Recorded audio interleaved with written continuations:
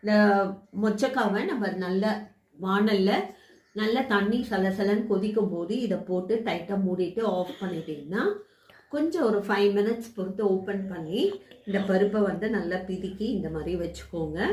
இப்போ நம்ம உப்மா செய்ய போகிறோம். உப்மாக்கு ஃபஸ்ட்டு வாணல் வச்சிடறோம். வாணலில் நம்ம தேவையான அளவுக்கு எண்ணெய் விடுறோம். எண்ணெய் விட்டுட்டு நம்ம ஃபஸ்ட்டே நம்ம ஒரு ஸ்பூன் நெய் விட்டுடலாங்க.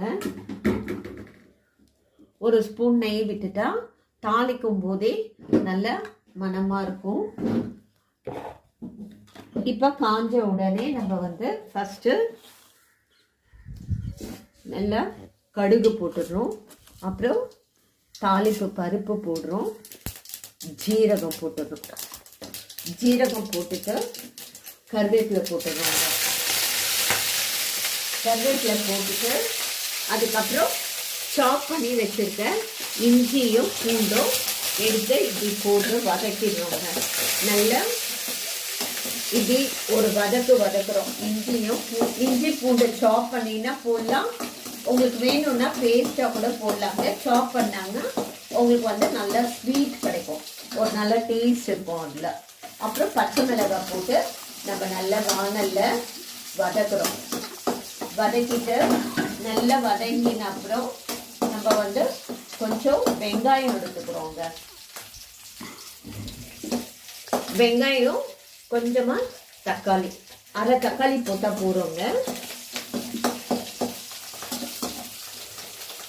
இந்த மாதிரி நல்லா வதங்கின அப்புறம் நம்ம வெங்காயம் தக்காளி போட்டு நல்லா வதக்குறோம்.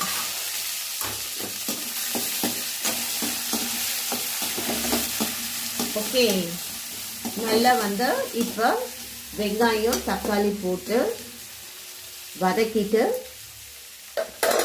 நம்மளுக்கு தேவையான அளவுக்கு உப்பு எடுத்துக்க போறோங்க.